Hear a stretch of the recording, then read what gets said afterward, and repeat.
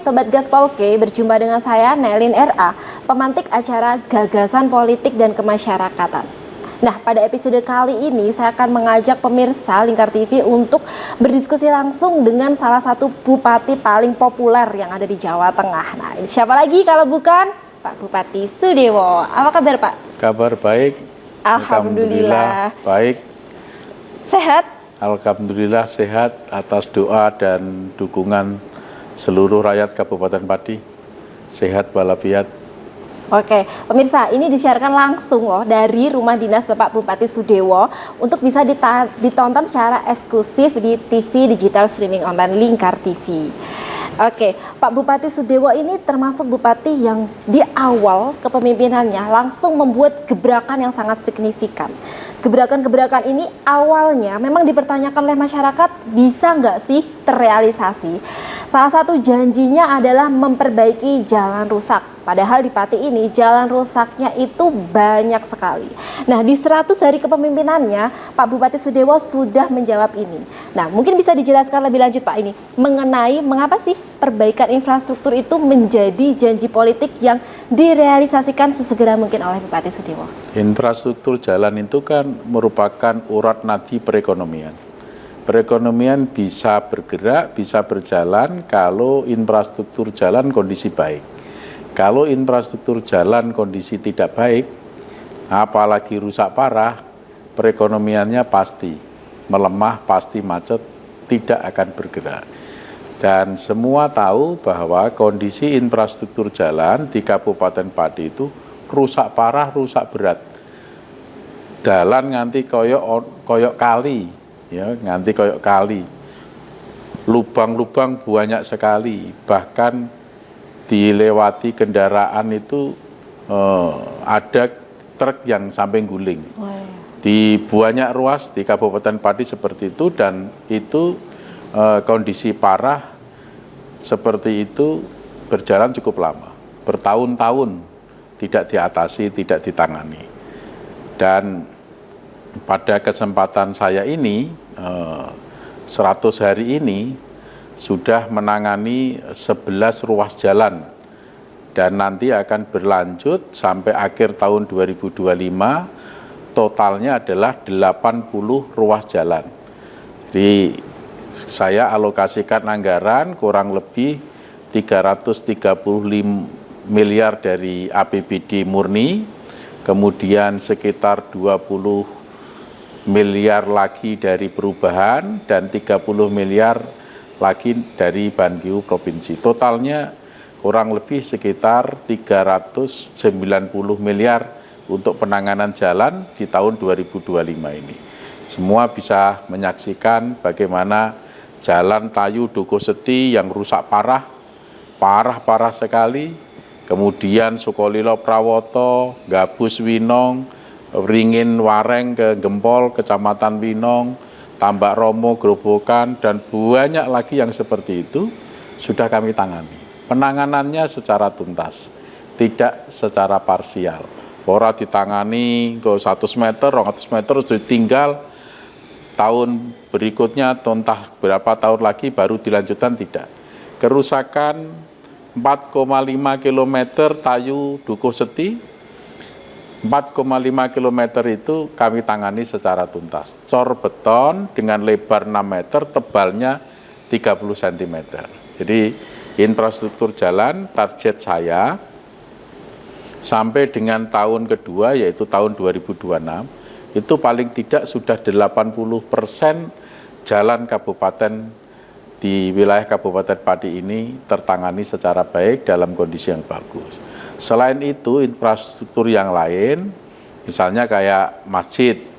Masjid ini kan menjadi ikon Kabupaten Pati, ya, kebanggaan umat Muslim Kabupaten Pati. Itu memang seolah-olah sudah bagus. Tetapi dengan sentuhan renovasi yang akan dilakukan, itu nanti akan jauh lebih bagus daripada kondisi sekarang ini. Misalnya kubahnya, tampilannya akan menjadi lebih indah. Kubah akan kelihatan lebih jelas. Kemudian tempat wudhu, kamar mandi, dan toilet itu nanti akan lebih bagus, lebih tertata rapi, kemudian taman, pagar juga ditata yang bagus, plafon teras itu juga ditata yang bagus. Hampir semua atau dikatakan semua dari kelemahan kekurangan dari masjid itu nanti akan bisa dibenahi pada sesi renovasi. Insya Allah mulai akhir bulan Juli renovasi masjid itu sudah bisa dilakukan. Karena sekarang ini tahap perencanaan, pelelangan, jadi menyelesaikan proses administrasinya dulu. Nanti tentu masjid itu kondisi sudah bagus, nanti akan jauh lebih bagus lagi. Kemudian alun-alun kami nggak menafikan apa yang diperbuat oleh sebelumnya. Kondisinya memang baik. Tapi nanti dengan renovasi alun-alun akan jauh lebih baik daripada sekarang ini. Baik, indah, dan nyaman. Tidak hanya baik, tapi juga indah dan nyaman. Orang pejalan kaki di alun-alun itu nyaman karena tidak terhalang oleh planter yang bangunan-bangunan kecil yang untuk duduk-duduk itu. Iya. Tempat-tempat duduk nongkrong itu nanti juga ditata sedemikian rupa supaya tidak mengganggu orang jalan, orang olahraga. Kemudian tamannya juga disesuaikan. Bangunan-bangunan yang sekiranya terlalu over juga. Kemarin itu arsitektur sudah memaparkan kepada kami untuk melakukan renovasi alun-alun yang nantinya akan jauh lebih nyaman, lebih bagus, lebih indah. Kemudian juga pendopo kabupaten, taman di halaman pendopo itu memang sengaja saya buka supaya pendopo bisa lebih kelihatan, tampil secara terbuka karena pendopo ini juga ikon Kabupaten Pati. Jadi harus kelihatan gagahnya, kelihatan indahnya. Dan di sisi lain kami juga butuh halaman parkir. Ya, halaman parkir. Halaman parkir kami itu sesungguhnya kurang cukup, tapi dengan kita buka ya terus akhirnya menjadi lebih memadai begitu. Kemudian trotoar. Trotoar itu semua ruas jalan di Kota Pati maupun di Juwana itu sudah ada trotoarnya. Bahkan tergolong ada trotoar yang baru aja dibangun, masih baru. Tetapi trotoar itu tidak nyaman untuk digunakan. Karena naik turun, ekstrim, naik lagi, turun lagi, naik lagi, turun lagi. Kami kemarin mencoba untuk jalan sampai mau kepleset. Naiknya ekstrim, turunnya ekstrim. Coba semua bisa melihat apakah ada orang yang berjalan kaki di trotoar itu? Tidak ada. Tidak ada. Karena memang nggak nyaman, itu bukan hanya nggak nyaman, nggak aman, bisa kepleset. Bukan orang yang disabilitas saja yang tidak bisa. Orang sehat pun, seperti saya, seperti Anda, itu juga tidak akan bisa. Karena naik turun ekstrim. Jadi rencana nanti rencana trotoar itu akan kami ratakan kembali, akan saya tata ulang kembali supaya ketinggiannya sama, flat, datar. Ini nggak ada unsur politik sama sekali, nggak ada unsur politik karena ini kemarin yang bangun bukan saya, kemudian harus saya rubah sesuai dengan selera saya, tidak. Nggak ada unsur suka, tidak ada unsur politik sama sekali karena memang kenyataannya trotoar itu tidak layak untuk digunakan.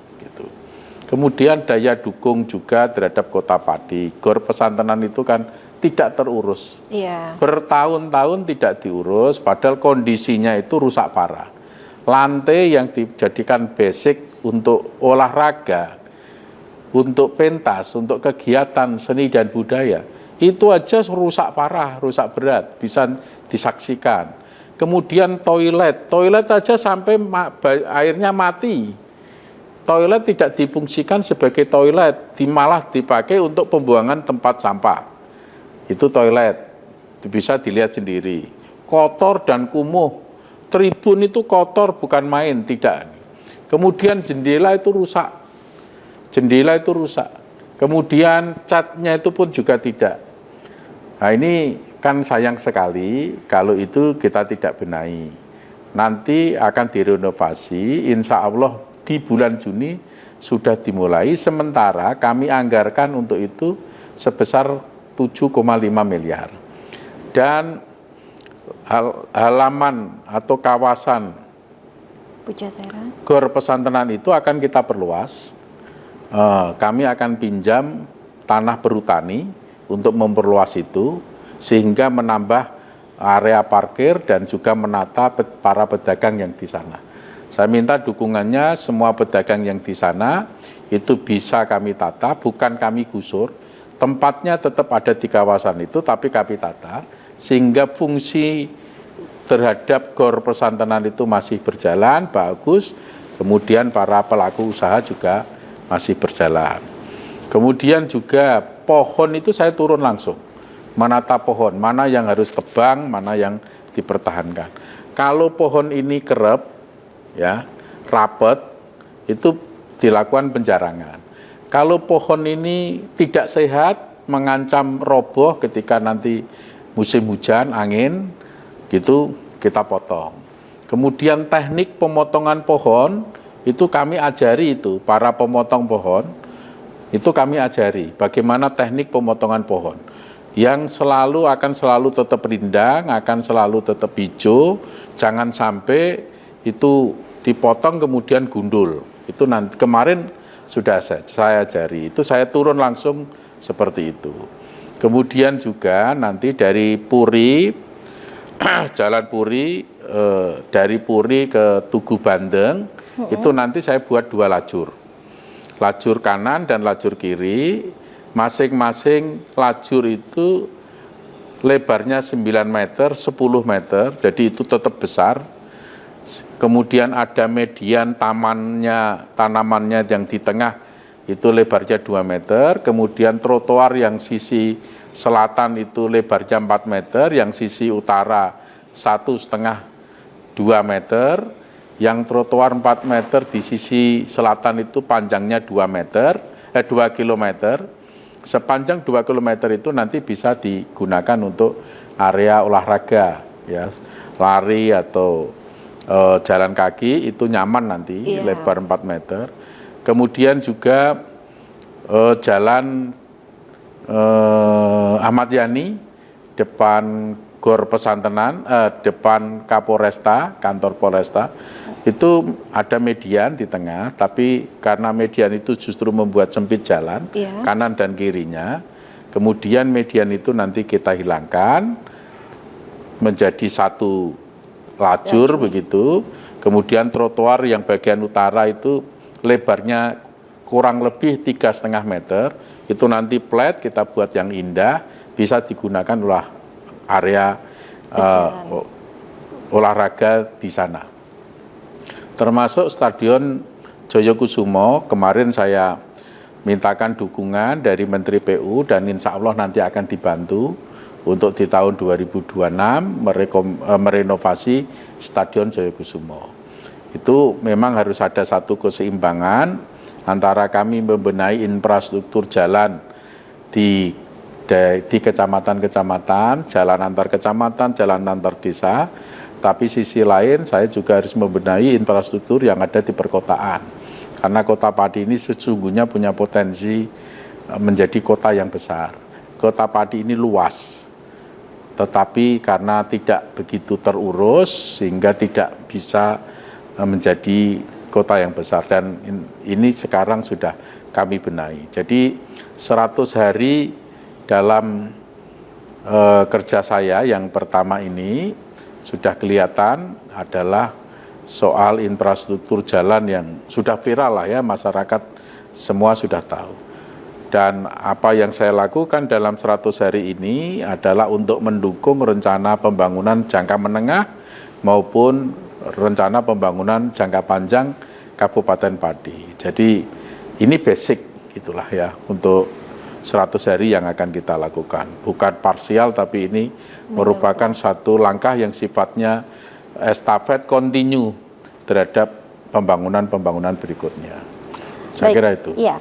Jadi itu tadi adalah sejumlah program-program gebrakan-gebrakan yang akan dilakukan oleh Bupati Pati Sudewo untuk membuat kota Pati ini menjadi kota yang besar dan tentunya kota yang cantik juga ya. Karena yang diperbaiki bukan hanya jalan-jalan di kecamatan, di desa, tapi juga kota Pati ini sejumlah fasilitasnya juga akan dipermak hingga lebih cantik lagi. Selanjutnya saya juga akan mengajak pemirsa Lingkar TV untuk mengetahui apa sih gebrakan-gebrakan lainnya di bidang pendidikan. Tetapi sebelumnya kita jeda dulu untuk pariwara berikut ini.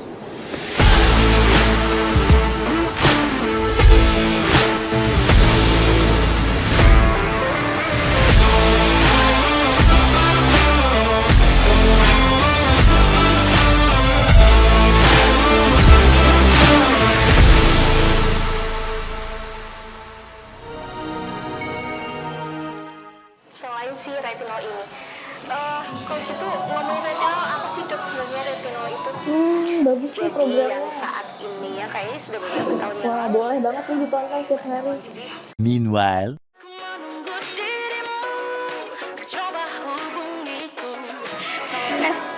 Kamu lagi nonton apa sih dari tadi kok apem-apem mulu? Ini loh lagi nonton program Cantik Sehat di Lingkar TV. Bagus banget nih programnya. Ini. Oh, ada ya program kayak gitu? Ada loh di programnya di Lingkar TV. Kamu udah tahu kan Lingkar TV? Belum. Kan belum tahu Lingkar TV. Lingkar TV itu TV digital streaming online yang sudah mengantongi izin PSE dari Kominfo dan bisa diakses di HP kalian mestinya. Oh iya? Iya, bagus loh. Coba di download sekarang. Bentar deh, aku tak coba download dulu. Iya.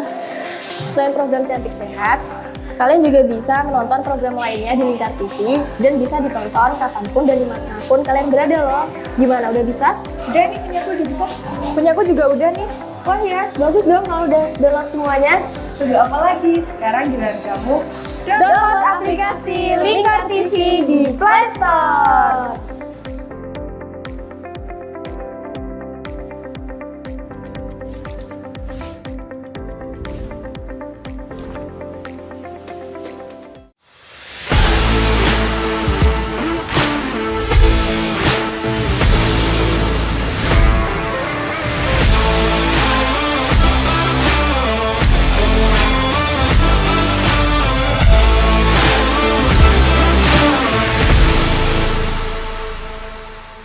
Sobat Gaspolke, gagasan politik dan kemasyarakatan, masih bersama saya Nailin RA dan tentunya narasumber utama kita yang akan membeberkan mengenai 100 hari pemimpinannya menjabat dan apa yang nanti akan menjawab dari pertanyaan-pertanyaan dari masyarakat terutama di Kabupaten Pati ini mengenai terobosan-terobosan dan program strategisnya.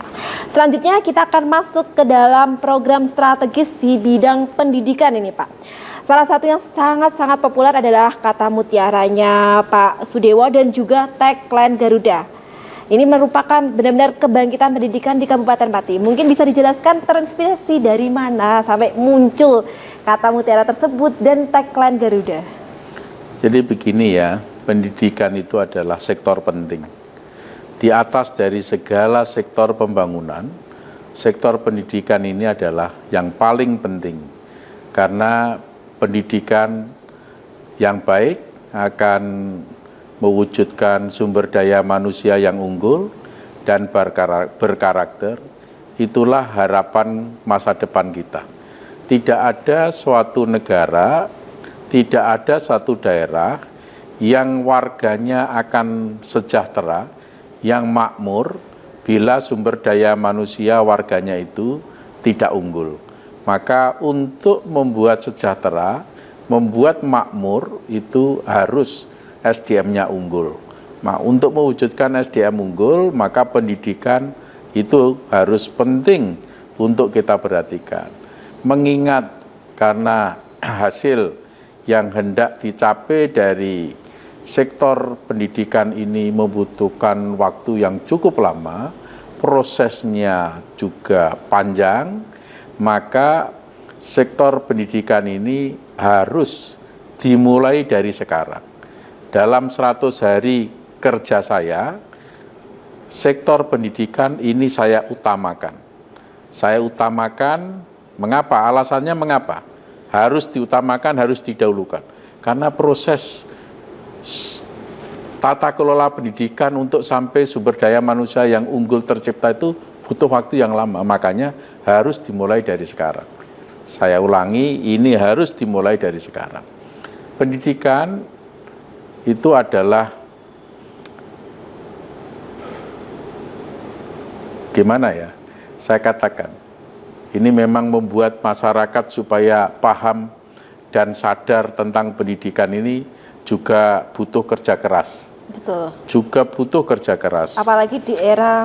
Jadi bagaimana mensosialisasikan, bagaimana memberikan pemahaman kepada masyarakat, ayo do sadar pendidikan, pendidikan itu penting, ngajari anaknya supaya anaknya do sinau tenanan, itu memang tidak hal yang gampang. Kita harus bekerja keras, tapi meskipun bekerja keras harus kita lakukan. Harus telaten, harus sabar, lambat laun masyarakat itu pasti akan paham dan akan menyadari pentingnya pendidikan. Maka dalam pendidikan ini saya punya dua arah kebijakan. Dua arah kebijakan yang pertama adalah peningkatan mutu pendidikan. Arah kebijakan yang kedua adalah penguatan karakter. Peningkatan mutu pendidikan maksudnya supaya anak ini punya kecerdasan, pinter.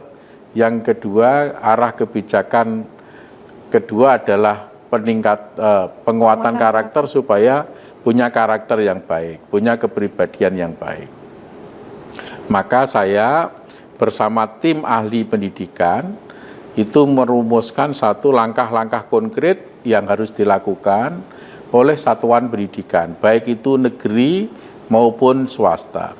Di antaranya adalah menyanyikan kembali lagu-lagu patriot yang dulu waktu kecil kami nyanyikan, sekarang ini harus kami biasakan lagi, karena mengingat keprihatinan yang selama ini terjadi, bahwa anak-anak itu ditanya pahlawannya siapa, proklamator aja tidak tahu, ya kan? Iya, betul. Itu kan sangat-sangat disayangkan. Lagu-lagu kebangsaan itu sudah ditinggalkan. Itulah yang kemudian anak-anak itu menjadi bebas, karakternya kurang. Makanya lagu-lagu kebangsaan kayak sorak-sorak, bergembira, kemudian rayuan Pulau Kelapa, Garuda Pancasila, Ibu Kita Kartini, Ibu Pertiwi, dan seterusnya itu harus dibiasakan nyanyi. Ini tadi nanti saya akan mengumpulkan seluruh struktur Dinas Pendidikan Kabupaten Pati dan juga Korwil Pendidikan di tiap kecamatan. Saya beri target selama 2 minggu semua anak harus sudah menghafal, sudah hafal terhadap lagu-lagu itu. Selanjutnya bisa dihayati. Kemudian anak-anak sekolah itu resik-resik sekolah kita biasakan lagi. Ngepel toilet, ngepel kamar mandi, bubuti suket, itu kebiasakan lagi. Pokoknya kita tradisikan supaya anak tersebut itu semangat bekerja, punya tanggung jawab, semangat belajar, rasa tanggung jawab, toleransi, kebersamaan, kegotong royongan itu hidup kembali. Kemudian peningkatan mutu pendidikan nanti akan kami betul-betul pilih guru yang punya kompetensi. Utamanya adalah guru matematika, guru bahasa Inggris, guru IPA, guru bahasa Indonesia, dan yang terakhir adalah guru seni dan budaya. Akan kami pilih betul-betul guru yang punya kompetensi. Jadi saya akan turun langsung ke sekolah-sekolah nanti, akan kami verifikasi. Dan saya juga menginginkan tidak ada diskriminasi di pendidikan, ada pemerataan dan keadilan di pendidikan, utamanya bagi warga yang kurang mampu, apalagi miskin ekstrim, bagi yang berprestasi, harus kita dorong untuk sampai kuliah di perguruan tinggi. Bagi yang kurang mampu, bahkan saya kasih beasiswa. Beasiswa 1 bulannya 1 juta, bagi yang miskin ekstrim tiap bulannya 1,5 juta, yang jurusan kedokteran beasiswanya 2,5 juta. Kurang lebih nanti ada sekitar 200 anak. Itu dana yang kami himpun dari CSR Bank Jateng, dari bantuan pabrik gula Trangkil, dari bantuan pabrik ikan, dari Juwana, kemudian dari perusahaan-perusahaan yang ada di Kabupaten Pati, dan dari Basnas. Sudah saya hitung semua berapa uang yang masuk dan nanti berapa yang akan keluar, itu semuanya mampu untuk kita lakukan beasiswa dan dukungan untuk peningkatan mutu pendidikan tanpa harus menggunakan APBD. Penggunaan uangnya secara transparan dan akuntabel. Jadi betul-betul bisa dipertanggungjawabkan secara terbuka kepada masyarakat. Jadi, dengan kejadian banyak sekali murid yang nilainya tinggi, tetapi sesungguhnya dia tidak bisa apa-apa. Banyak sekali mahasiswa yang nilainya tinggi, dia sampai gelar sarjana, tapi tidak bisa apa-apa. Ketika dia melamar pekerjaan, ditolak, tidak lolos. Akhirnya menjadi pengangguran, menjadi pegawai kasar, tenaga kasar. Dan yang disalahkan pemerintah lagi. Sami sudah kuliah, sudah sarjana, tapi nganggur, pemerintah tanggung jawabnya mana? Padahal dia kuliah tidak dengan mendapatkan ilmu. Dia kuliah hanya mendapatkan ijazah sarjana saja. Jadi itu yang disalahkan pemerintah. Maka dengan kenyataan real kenyataan real ini, saya punya kata-kata mutiara. Kata-kata mutiara saya adalah nilai yang kau dapat harus kau pertanggungjawabkan terhadap ilmu yang kau kuasai. Kalau nilainya tinggi, ilmunya harus tinggi. Harus begitu. Tidak boleh nilai tinggi, ilmunya rendah. Tidak boleh. Maka saya sudah menyampaikan kepada semua kepala sekolah, baik SD, SMP, SMA, SMK, negeri maupun swasta. Bila mana ada sekolah atau guru yang memarkup nilai, menaikkan nilai, tapi sesungguhnya ilmunya murid itu rendah, guru akan saya kasih sanksi. Kepala sekolah akan saya kasih sanksi. Jadi kata-kata mutiara saya itu bukan imajiner, bukan halusinasi, tapi memang karena kenyataan yang terjadi, dan saya tidak menginginkan itu terjadi kepada warga Kabupaten Pati. Ya. Terus banyak juga kejadian anak ini malas belajar, orang tua pontang-panting bekerja, ya kerja keras, tapi anaknya malas belajar. Bahkan anaknya malah tawuran, kriminal seperti itu. Itu jangan sampai terjadi. Maka saya punya kata-kata mutiara yang kedua. Satu tetes keringat orang tuamu harus kau hargai untuk menjemput masa depan. Jadi bentuk menghargai orang tua, bentuk menghormati orang tua hanya satu, yaitu harus belajar dan belajar. Kalau ada anak yang tidak belajar, bahkan dia tawuran, seperti kejadian kemarin, itu sangat disayangkan, sampai membawa korban jiwa. Ada yang meninggal. Mudah-mudahan yang meninggal almarhum tersebut husnul khotimah. Ya, tetapi bagi pelaku tawuran, saya sudah telepon Kapolresta, dan Kapolresta sudah sangat mendukung sekali. Semua pelaku tawuran itu harus diproses hukum, dilanjutkan sampai kejaksaan, bahkan sampai ke pengadilan. Tidak boleh ada toleransi. Semua pelaku tawuran harus diproses hukum, tidak ada toleransi kepada mereka. Dan bila mana nanti ada kejadian yang lain, harus dilakukan. Tapi harapan saya, tawuran kemarin antara SMK Negeri 2 dan SMK Runting, itu adalah kejadian yang terakhir. Jangan sampai itu terulang kembali. Maka saya meminta kepada semua guru di Kabupaten Pati ini betul-betul memberikan bimbingan kepada anak-anak untuk tidak berlaku kriminal, pelanggaran hukum. Saya kira itu.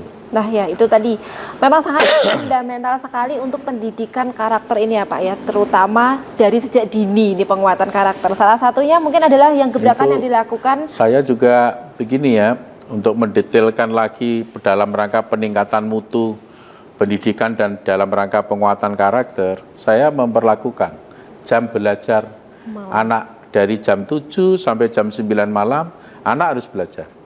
Dan ini saya sudah minta kepada guru, kepada kepala desa, perangkat desa, semua stakeholder, utamanya instrumen pemerintah Kabupaten Pati untuk mengawal kebijakan saya ini. Jam 7 sampai jam 9 malam anak harus belajar. Kemudian di hari sekolah. Kalau libur silakan, tapi pun itu juga tolong dibatasi. Saya juga menghimbau kepada orang tua, jangan melibatkan anak untuk bekerja. Rekosone wong tua koyok piye wae, anak ojo dijak kerja. Anak harus tetap belajar dan belajar. Karena ini salah satu cara dan cara yang paling ampuh untuk memutus struktural kemiskinan. Wong tuane miskin, anaknya pinter, sukses. Nah ini berarti miskin hanya berhenti kepada orang tuanya saja. Ini cara yang paling tepat untuk memutus struktural kemiskinan. Jadi himbauan saya ini juga sudah saya minta dukungan semua instrumen pemerintah untuk menjalankan. Nah, jadi tadi programnya sudah bagus, proses pengawasannya juga sangat melekat ini ya Pak ya untuk program pendidikan karakter ini. 2 kata mutiaranya, 1 tetes keringat orang tua harus kau hargai untuk menjemput masa depanmu, dan nilai yang kau dapat harus kau pertanggungjawabkan terhadap ilmu yang kau kuasai. Ini bagus sekali, ini sangat bisa dipatenkan sebagai hak cipta. Selanjutnya saya juga akan mengajak Sobat Gaspolke untuk mengetahui program strategis berikutnya dari Bupati Pati Sudewo di bidang kesehatan tentunya. Dan ini sangat menggebrak dan populer, rame bahkan di kabupaten-kabupaten lain juga. Dan dipertanyakan dari mana sih Bupati Sudewo memiliki keberanian sebesar itu untuk menata di bidang kesehatan. Akan tapi jangan kemana-mana dulu karena kami harus jeda setelah pesan pariwara berikut ini.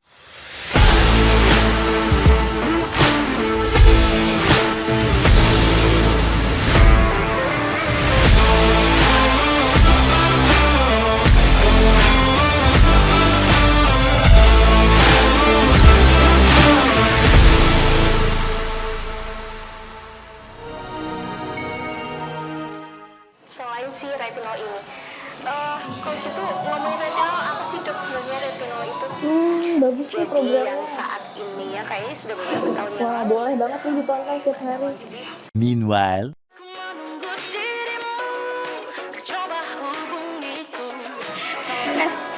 Kamu lagi nonton apa sih dari tadi kok apem-apem mulu? Ini loh lagi nonton program Cantik Sehat di Lingkar TV. Bagus banget nih programnya. Oh ada ya program kayak gitu? Ada loh di programnya di Lingkar TV. Kau udah tahu kan Lingkar TV? Belum. Kan belum tahu Lingkar TV. Lingkar TV itu TV digital streaming online yang sudah mengantongi izin PSE dari Kominfo dan bisa diakses di HP kalian mestinya. Oh iya? Iya, bagus loh. Coba di-download sekarang. Bentar deh, aku tak coba download dulu. Iya. Selain program Cantik Sehat, kalian juga bisa menonton program lainnya di Lingkar TV dan bisa ditonton kapanpun dan dimanapun kalian berada loh. Gimana, udah bisa? Udah nih, punyaku udah bisa. Punyaku juga udah nih. Wah ya, bagus dong kalau udah download semuanya. Tunggu apa lagi? Sekarang giliran kamu download aplikasi Lingkar TV di Play Store.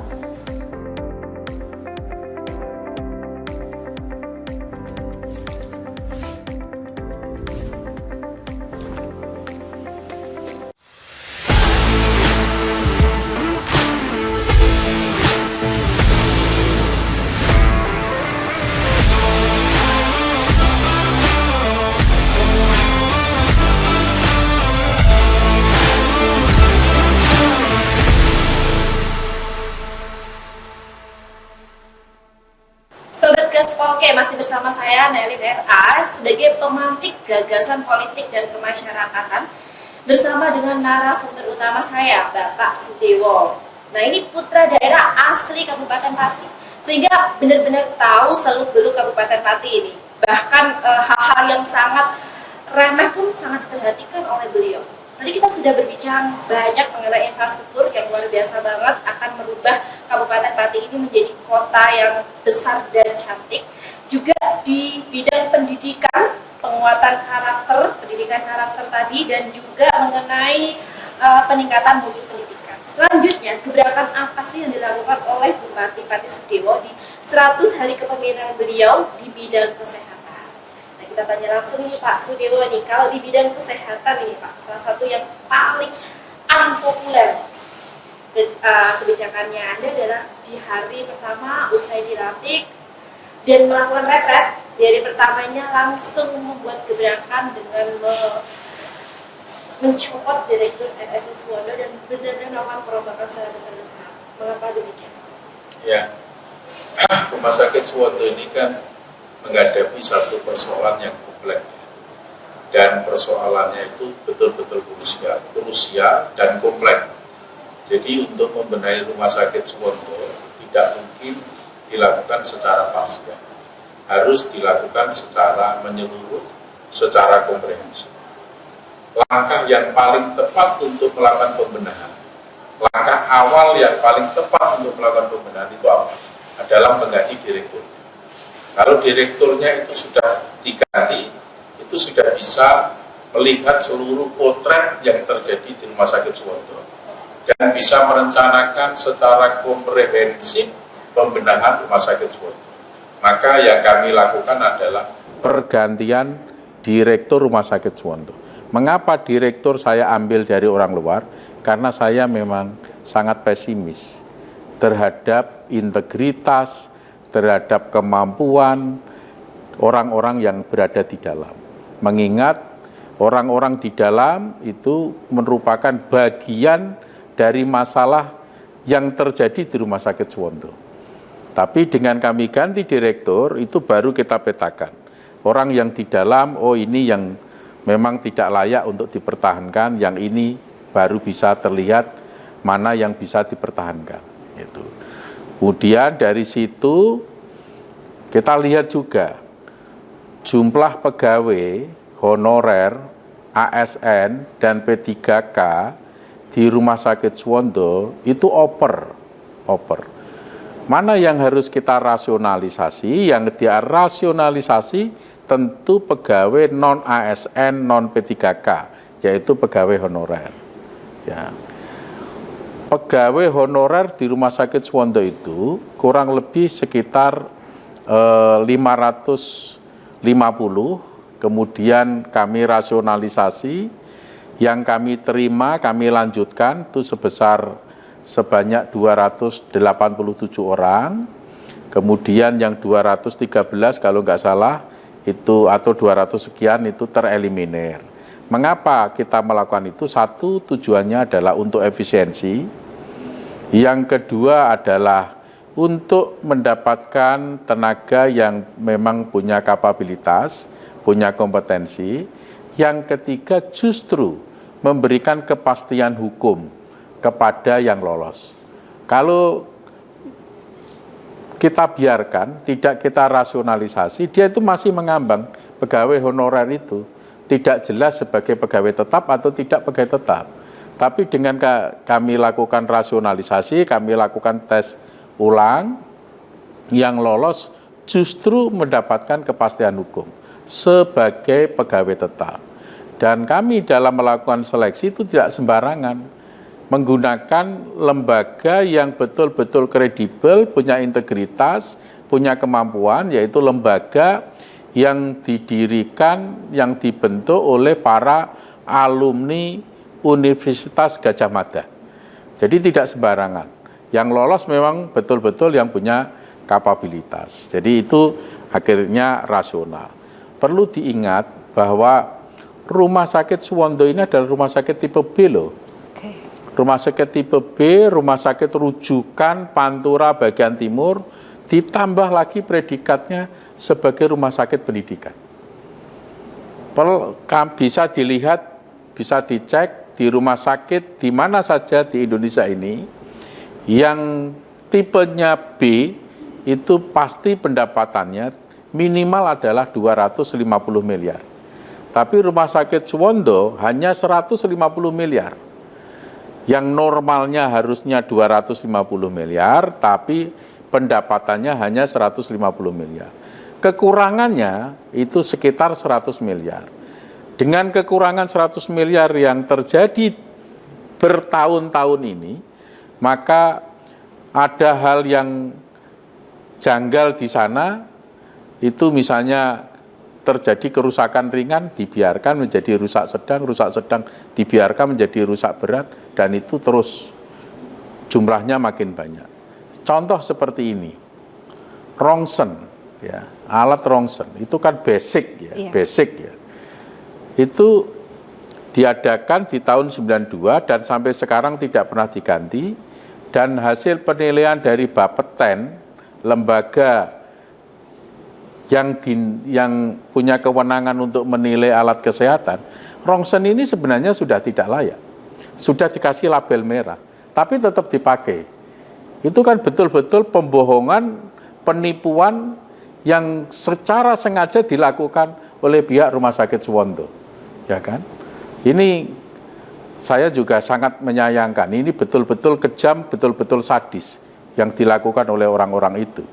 Dan saya langsung perintah kepada kepala rumah sakit, kepada direktur rumah sakit, tidak waktu lama rongsen itu akan dibelikan. Kira-kira anggarannya sekitar 10 miliar. Rongsen baru nanti sebentar lagi akan datang. Kemudian 10 ruang operasi. 10 ruang operasi, 7 itu tidak berjalan. 7 ruang operasi mati, yang 3 itu berjalan, tapi sering trouble. Dibiarkan begitu saja bertahun-tahun. Kemudian minta APBD kepada kami kasih dengan 10 miliar, 10 ruang operasi ini sudah bisa berjalan. Sudah bisa normal kembali. Kemudian alat kesehatan untuk THT. Alat kesehatan untuk THT itu juga nggak lengkap dan banyak yang rusak. Alat kesehatan mata juga tidak lengkap, banyak yang rusak. Kemudian juga radioterapi, dan nanti lambat laun kami benahi rumah sakit di tahun 2025 ini seperti alat fisioterapi, kemudian apa itu echo jantung itu untuk cek jantung itu juga sudah kami belikan. Kemudian radio X-ray yang rongsen itu dengan harga 10 miliar nanti juga sudah dibelikan. Kemudian alat THT, alat mata dibelikan lengkap. Termasuk juga plafon itu sudah bobol, sudah jebrol di mana-mana, dibiarkan. Mengapa dibiarkan? Alasannya nggak ada duit. Mengapa alasan nggak ada duit? Ya bebannya pegawai honorer, juga entah bagaimana manajemen keuangannya di rumah sakit sana sampai seperti itu. Itu akan kami benahi tahun ini. Kemudian keramiknya itu sangat-sangat jelek sekali. Sangat-sangat jelek. Ruang tunggunya pengap. Ya, kemudian AC sering dimatikan dengan alasan efisiensi. Itu sudah bisa teratasi. Nanti semua AC akan diganti baru. Ditambah lagi perawat dan bidannya itu judes-judes, tidak ramah, tidak ada unsur manusiawinya. Tapi belakangan ini, 2 bulan belakangan ini sudah berubah dengan saya membuat kebijakan untuk pengurangan pegawai itu berubah. Pengurangan pegawai ini mohon maaf ya, pengurangan pegawai honorer ini mohon maaf, ini tidak ada unsur politik sama sekali. Nggak ada unsur suka tidak suka sama sekali, memang layak untuk harus dikurangi, supaya tidak memberikan beban keuangan rumah sakit.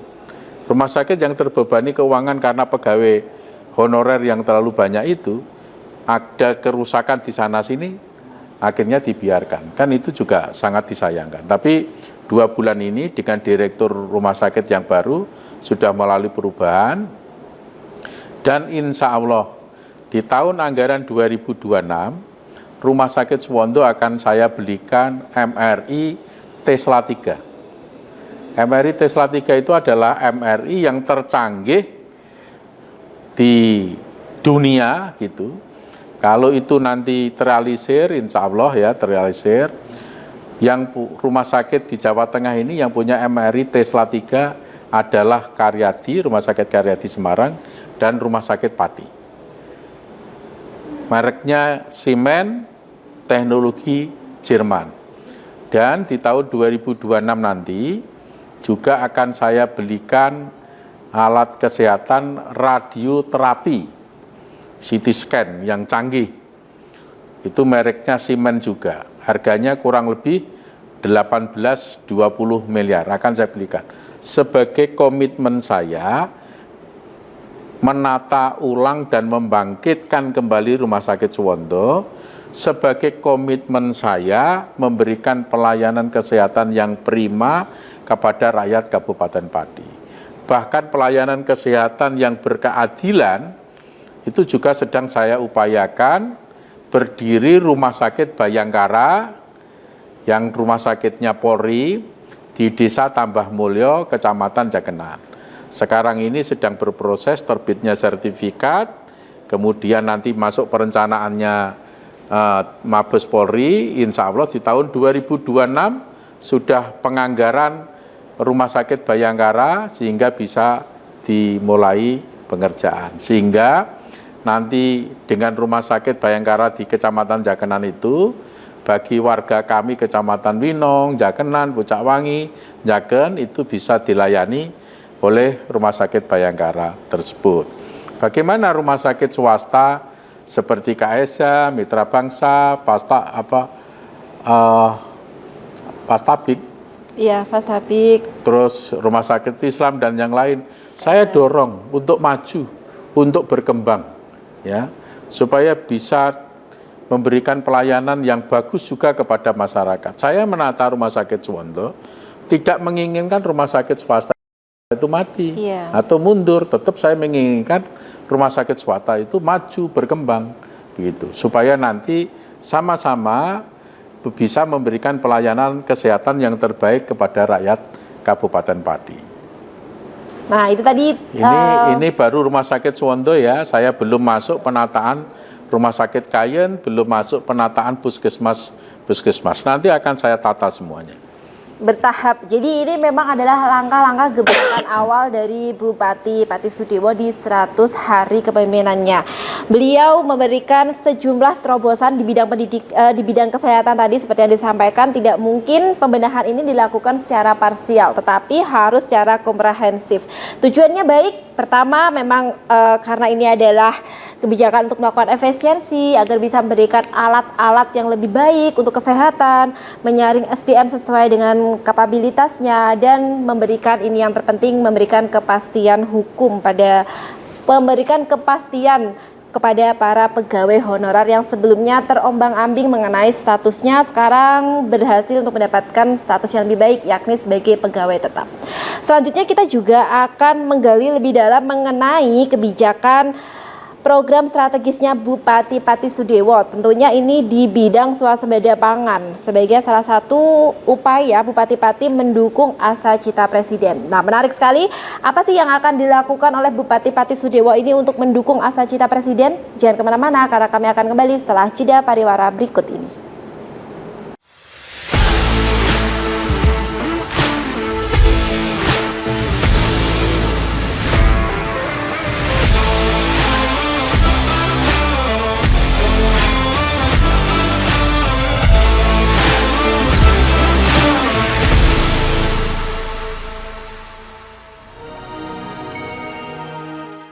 Selain si retinol ini, kalau gitu ngomongin retinol, apa sih dok sebenarnya retinol itu?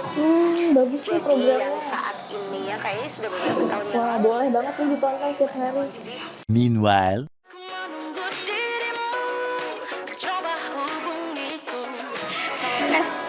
Kamu lagi nonton apa sih dari tadi kok apem-apem mulu?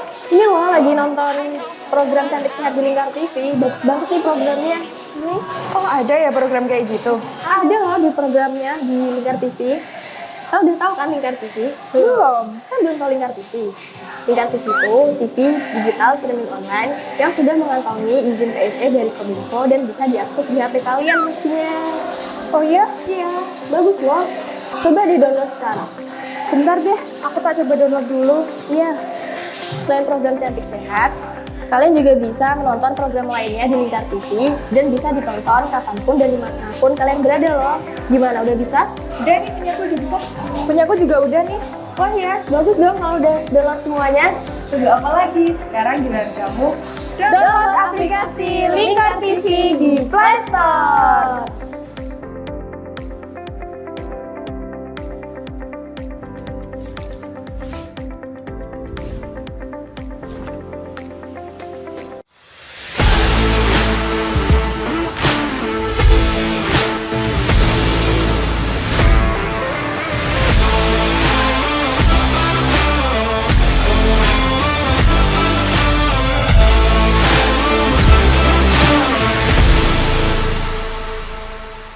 Oke, sahabat Gaspolke. Nah, selanjutnya di segmen terakhir ini saya akan membahas mengenai apa sih upaya yang akan dilakukan oleh Bupati Pati Sudewo untuk mendukung asa cita Presiden Prabowo Subianto.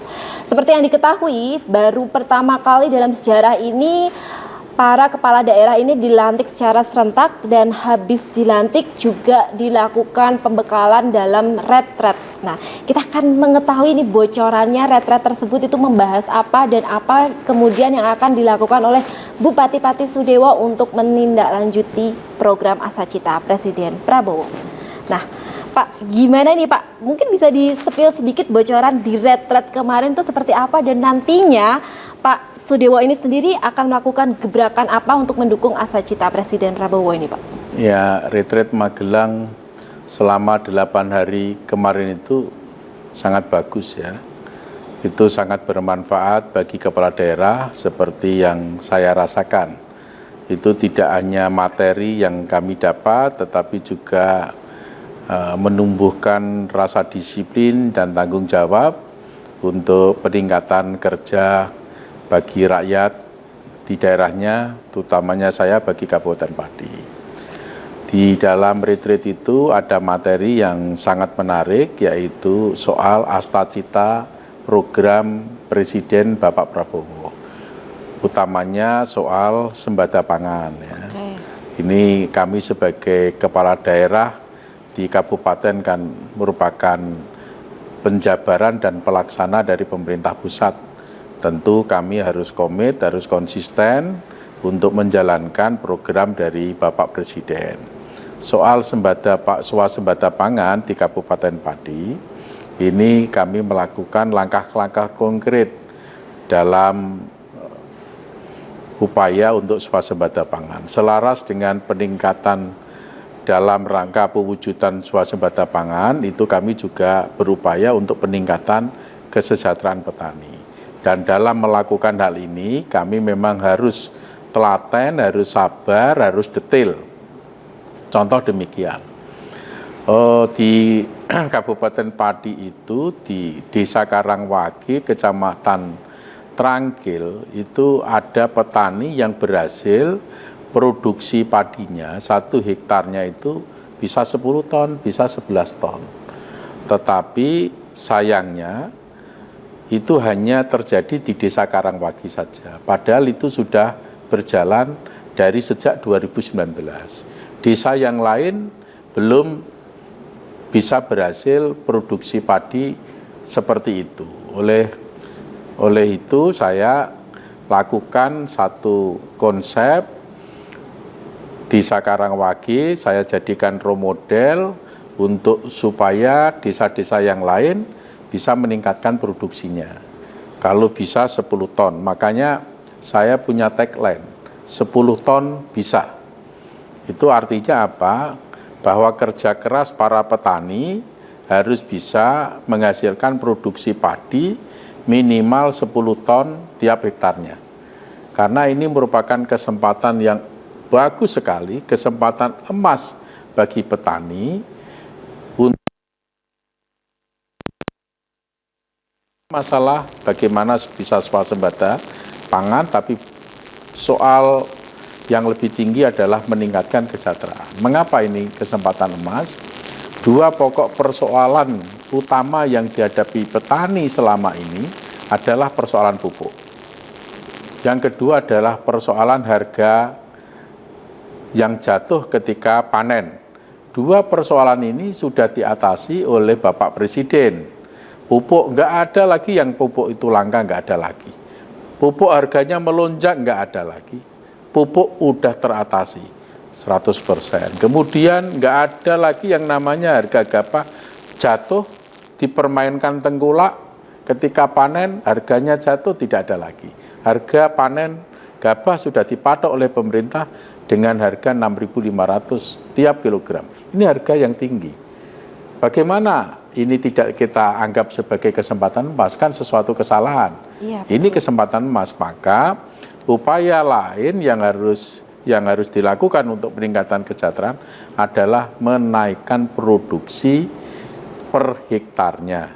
Kalau produksi per hektar selama ini rata-rata di Kabupaten Pati itu adalah 5,6 ton per hektar.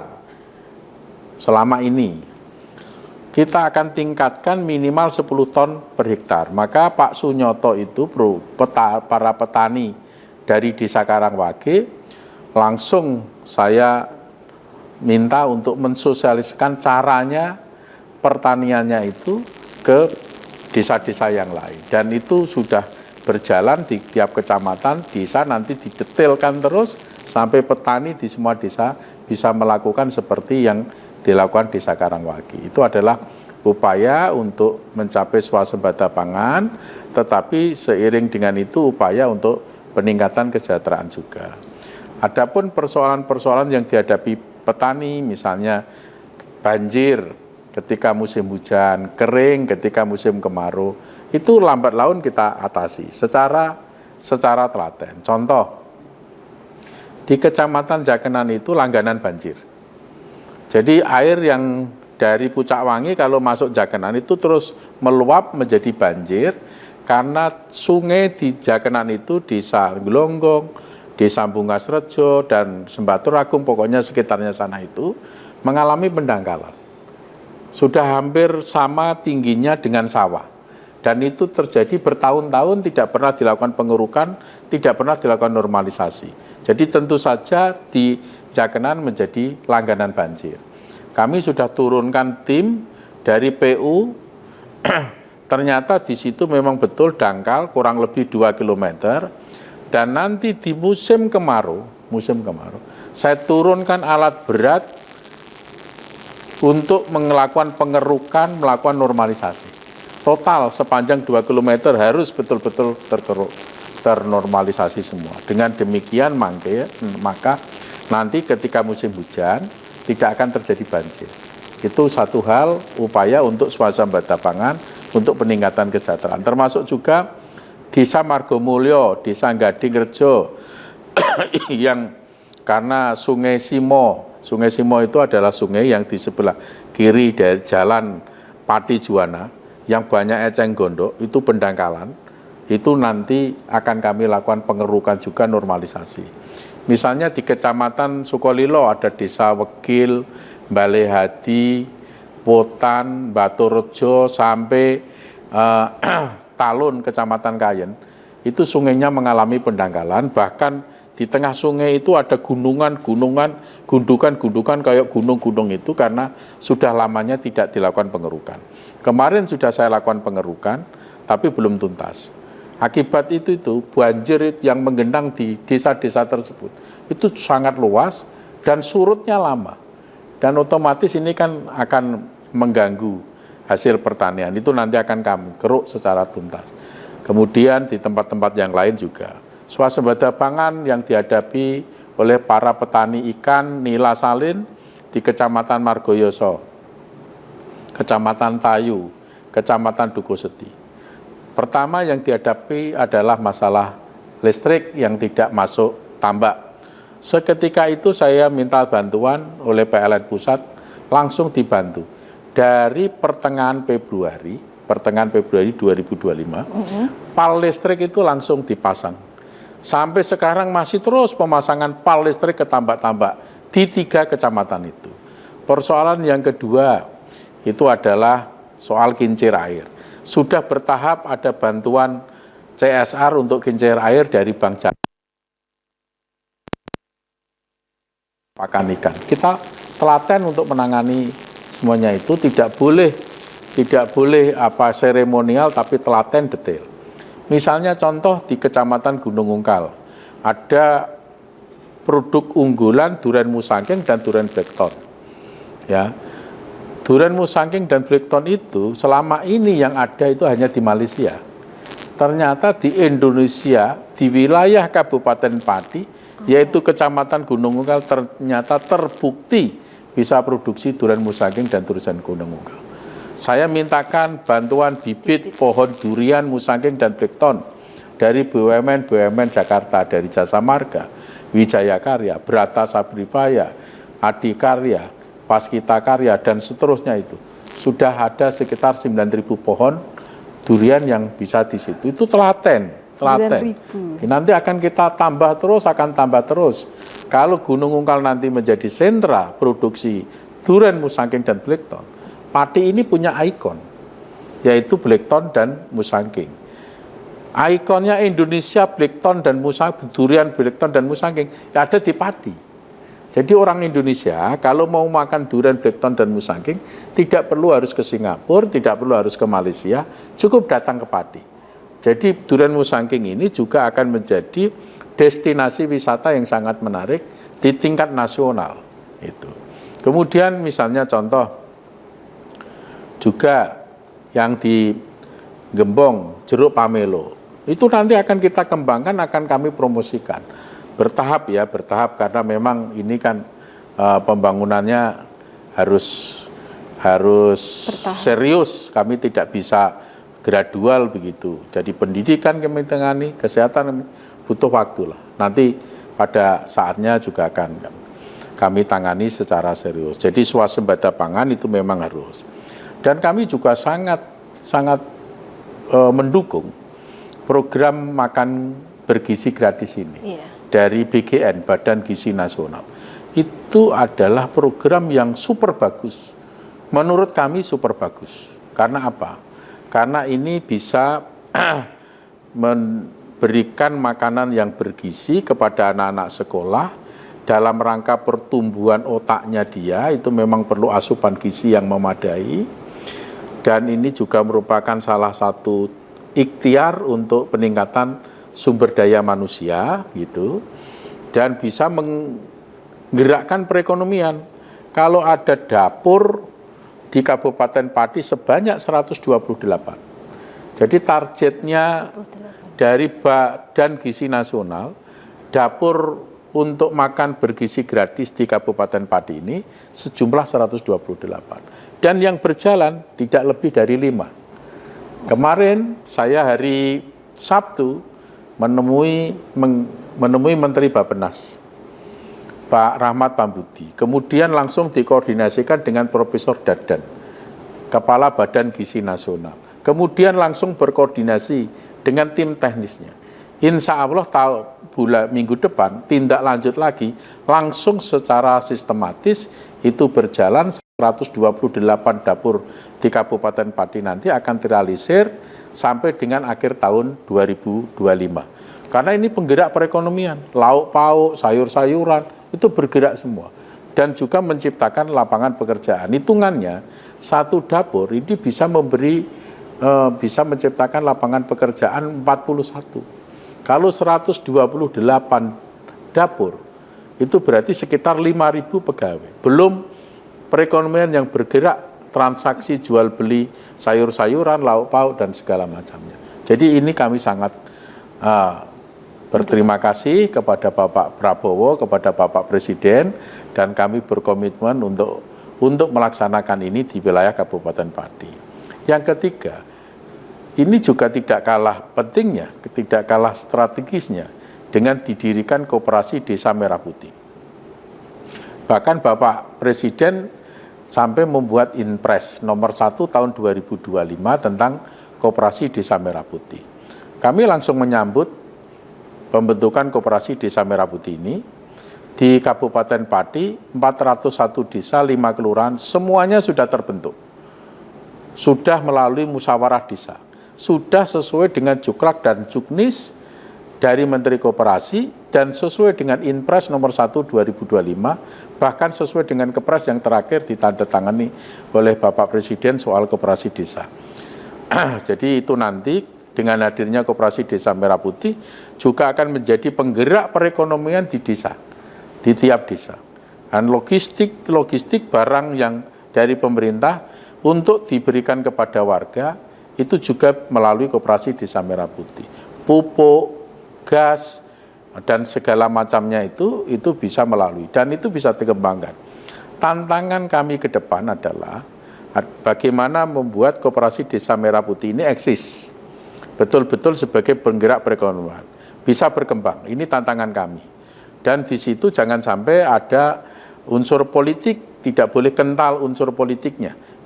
Pure murni ini adalah usaha yang dilakukan oleh desa melalui koperasi yang digunakan untuk kesejahteraan masyarakat desa. Pure itu.